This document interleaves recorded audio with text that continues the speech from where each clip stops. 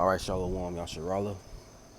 Before we get started, I'm going to give our praises, honor, and glory to Yahweh, Bahashem, Yahweh Shai, Bahashem Rakak Wadash, and double honors to the apostles, the bishops, and the elders at Great Millstone that teach and rule well. Peace and salutations to the hopeful elect. And we're back with another video, another lesson. And in this lesson, we're going into an article, alright, from the People's Voice. It says U.S. military laying groundwork to reinstate the draft. All right. And we've been telling, starting with the elder, the apostles, the bishops, the elders on down, we've been telling y'all that the draft is going to come back. All right. It's prophesied, it's spoken about in the scriptures. The draft is going to return. And you're going to be shipped off to World War III, man. A lot of our people, so the so-called Negroes, Latinos, Native Americans, Haitians, all right, West Indians, all right, you're gonna be shipped off. You're gonna be the wicked of our people, of course, are gonna be, drafted, all right, and shipped out, man. And you're gonna go fight, all right. You want to go fight over in the, in the Middle East, man. Got to fight against, the Russians, the Chinese, all right. So let's get into it. It says this came out today, right? It says the U.S. military is preparing to reinstate the draft due to the threat of World War III erupting amid escalating tensions in the Middle East, according to reports.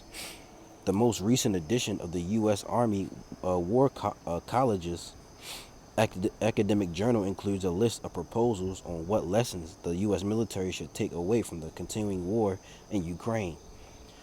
In a subsection entitled Casualties, Replacements, and Reconstitutions, the report states large-scale combat operations troop requirements may well require a conceptualization of the 1970s and 1980s volunteer force and a move toward partial conscription. Now we get this word conscription.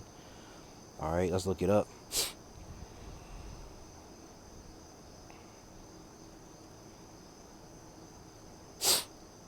It says conscription, compulsory enlistment for state service, typically in armed forces.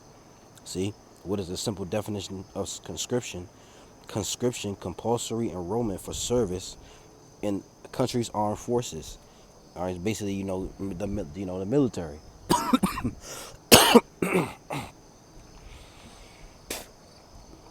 See. So that's what conscription is, compulsory enlistment. You're going to be enlisted for state service, typically in the armed forces. You see, conscription was extended to married men. All right, now so you're going to be, conscript or conscripted or conscription is basically simple terms of military draft. Right? So let's go back. It says down here, the context for this for this supposed need to reinstate conscription is the estimate that we're the U.S. to enter into a large-scale conflict. Every day it will likely suffer 3,600 casualties and require 800 replacements again per day. The report notes that over the course of 20 years in Iraq and Afghanistan, the U.S. suffered 50,000 casualties, a number which will a number which would likely be reached in merely 2 weeks of large-scale and intensive combat. In 2 weeks, they said that we could reach 50,000 casualties, man. 50,000. That's a lot of people. The military is already facing an enormous recruiting shortfall. Nobody wants to go to the military. Nobody wants to fight for America. Let's get this real quick. Let's get Jeremiah 51. Salakia for that. Jeremiah 51 and 30. The mighty men of Babylon, all right, this is talking about America, have forborne to fight. They have remained in their holds. Their might have failed. They become as women. Look at the military now, man. You got trans, you got, the LGBTQ community, feminine men, right? Look at these other countries though. They got strong masculine men training. All right, really, these other countries, they want to sign up for the military, right? They want to go to war, but and here in America, nobody wants to fight, right? It says they became as women, they have burned they have burned her dwelling places, her bars are broken. So the army is not as strong as it used to be, man. Like, back in the times of Esau, which we're still in the times of Esau, but his this world is coming to an end. But back in the 50s, I go back to the 40s, 50s, 60s, right? They signed up to go to war. They wanted to protect and serve, but now nobody wants to fight for America, right? It says, I'm reading again. The military is already facing an enormous recruiting shortfall. Last year, the Army alone fell short of its goal by 15,000 soldiers, and is on track to be short an additional 20,000 this year. On top of that, the report the report notes that the individual ready reserve, which is composed of former service personnel who do not actively train and drill but may be called back into active service in the event they are needed, has dropped from 700,000 in 1973 to 76,000 now. Ooh, that's a major, 700,000 in 1973 to 76,000. That's a big drop, right? But this is America. It says, prior to the Ukraine war, the fad theory in military planning was the idea of hybrid warfare, where the idea of giant state armies clashing on the battlefield requiring and consuming vast amounts of men and material was viewed as out of date as mass cavalry charges. Instead, these theorists argued that even when states did fight, it would be via proxies and special operations, and will look like the past 20 years of battling non-state actors in the hills of Afghanistan.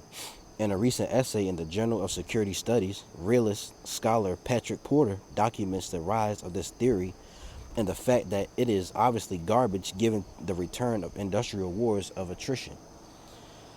As military planners have woken up from the fevered dream of imagining that modern war consisted of chasing the Taliban through the hills with complete and overwhelming air power, they have similarly started to wake up to the idea that industrial war has vast manpower requirements, and that seemingly the only way to fill these requirements is by forcing young people into the ranks.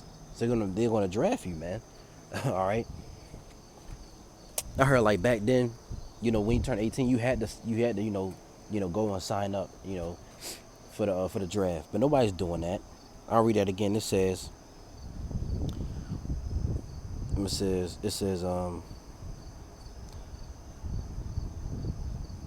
don't know where to start at.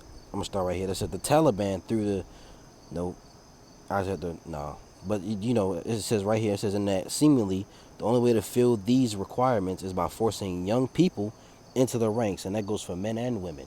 You see, that has certainly been the only way Ukraine has been able to maintain its forces, although it has require increasingly draconian measures to do so, as conscripts face attrition rates of 80 to 90% by Ukraine's own admission.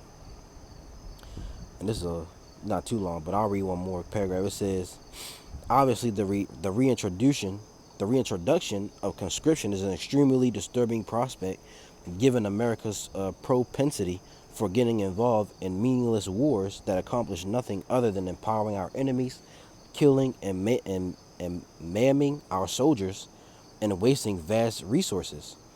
This is especially true given the unstated assumptions implicit in this paper. Who is the enemy that would be inflicting 3,600 casualties a day? A war in the Pacific against China would primarily be a naval and air power war with an extremely limited role for the army. Even the current inept regime seems unlikely to be stupid enough to try and wage a land war against China, which obviously leaves Russia as the main adversary that would require the U.S. Army to round up conscripts to feed into the attritional meat grinder. That's what they call it. They call it the meat grinder because it's that bad, man. All right, there is no American national interest that requires a standing army, man. And these people don't want to fight. Look at these kids now. They on TikTok shaking their hips. All right, they on drugs. The men are effeminate. The women are out of order. These kids ain't going to war, man. All right, but hey, they just gonna start snatching you up, put you in a van. You know, you think you going to jail? You going to the front lines. You see, it says, however, while this manpower shortages may be a valid concern for some place like Russia, Ukraine, or Poland, we here in the U.S. are quite fortunate that we have no compelling national interest that will require U.S. to engage in an industrial war of attrition in Eastern Europe. You know, and you can read the rest of this on your own, man. But this they're gonna reinstate this. This is what's coming. We've been telling y'all, man. All right, World War III is on the way. They're gonna reinstate the draft. They're gonna start drafting you people. Right? Let's get this. Second Ezra 16 and 33. It says, "The virgins shall mourn, having no bridegrooms. The women shall mourn, having no husbands. Their daughters shall mourn, having no helpers. In the wars shall their bridegrooms be destroyed, and their husbands shall perish of famine." See, this is the virgin shall mourn, having no bridegrooms, man. The young men, all right. Yeah, I believe myself that they're gonna up the age range, and maybe from 18 to, I say, about 35. Maybe even 40, because this is the devil, man. All right, this is Esau Edom. They're a they're a snake. They're the serpent. All right, they're liars. So they may say 18 to 26, but they may even up it some. So a lot of you men and women out here are gonna go to war, man. You see, let's read this in the GNT version. Now, of course, I'll leave that in the description. 2 16:33. Young women will be in mourning because there is no one to marry them. Wives will be in mourning because they have lost their husbands. Daughters will be in mourning because there is no one to help them. All the young men will be killed in the war, and all the married men will die in the famine. It's gonna be famine around as well. You see, this is all gonna take. This is the time of the time of trouble that we're coming upon. As the apostles, the bishops, and the elders that have been preaching for many, many years, been telling us, man. You see, and we gotta prepare for these things to come. Right? Let's get Isaiah. All right, 3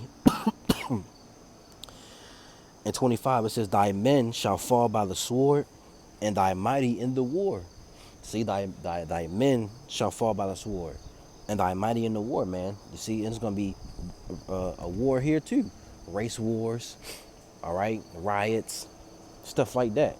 And if you don't go to war, if you don't go to war, all right, you're gonna be killed by starving to death, right?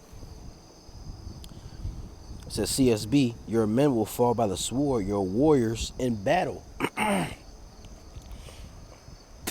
See, your warriors in battle, man. The men, NLT, the men of the city will be killed with the sword, and her warriors will die in battle.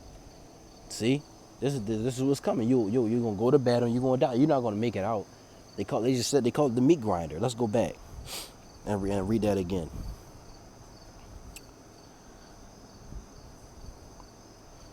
Yeah, it says this is especially true given the unstated assumptions implicit in this paper. Who is the enemy that would be inflicting 3,600 casualties a day? A war in the Pacific against China would primarily be a naval and air power war with an extremely limited role for the Army. Even the current inept regime seems unlikely to be stupid enough to try and wage a land war against China, which obviously leaves Russia as the main adversary that will require the U.S. Army to round up conscripts. All right, we just looked at the word conscript, right? To feed into the original, right, meat grinder. See, they call it the meat grinder, man. All right, and they're gonna go to war themselves, right? They're all coming against, Babylon the Great. I just saw an article. Let me see if I can find it. I think it's over here. Let me see.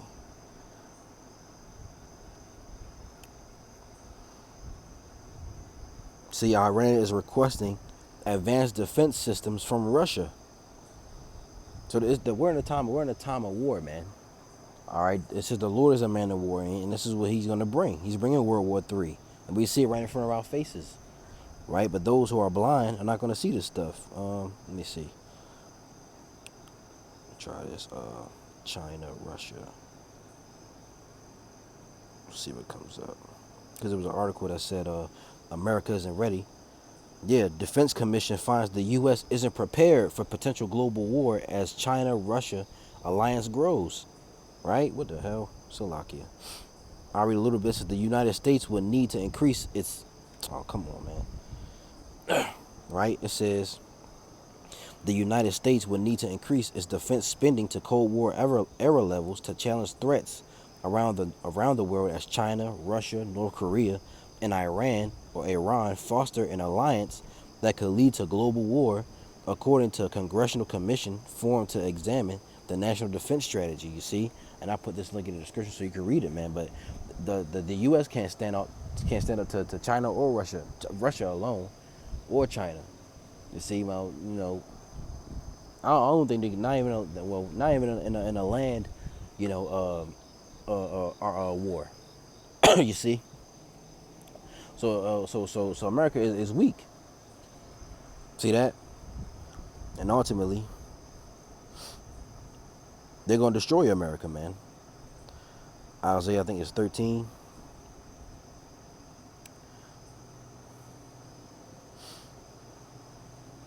Isaiah 13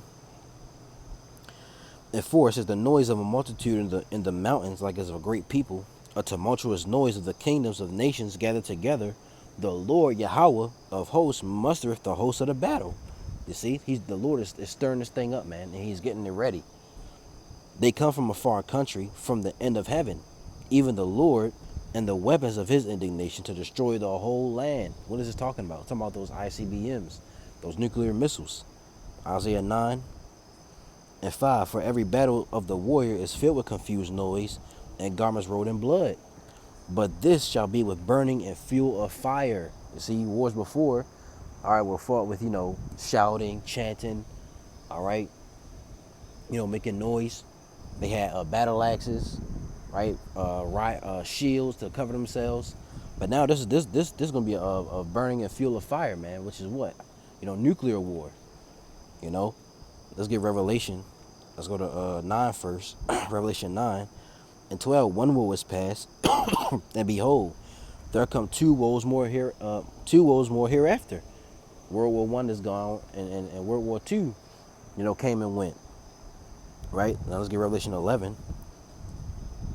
It says, verse 11 and 14. The second woe is past, and behold, the third woe cometh quickly. See, so World War One came. World War II came. Now we're in World War III. And this is gonna be the war. This is gonna be the war that's gonna end it all. You see, after this, gonna be no more war, and that's what's gonna rule the earth. The Israelites, starting with the elect. All right, with Yahweh Shai, and then under him King David, and then, you know, got the 12 apostles, the 144,000, and then the rest of the elect, man. That's how the world's gonna be ran. You see, through in righteousness, through the statute, the law, statutes, and commandments. And Lord willing, we hoping and praying that we're of that number, man. You see? So this is, hey, we seeing the Lord is moving. All right? We're living in beautiful times right now, man. All right? U.S. military laying groundwork to reinstate the draft. And best believe it's coming. So all you people want to play around, all right, you scoff and you mock, hey, this is your destiny. See? So, Lord willing, this was edifying to you brothers and you sisters out there. I'm going to give all praises, honor, and glory to Yahweh, Bahashem, Yahweh Shai, Bahashem, Rakak Wadash, and double honors to the apostles, the bishops, and the elders at Great Millstone, the teaching Ruel. Peace and salutations to the hopeful elect, and the Wadi Yahweh, Bahashem, Yahweh Shai, for giving me the spirit to do this lesson. Lord willing, it was edifying. Until next video, Shalom, Kwame Yasharala, Wa Ababa Ball.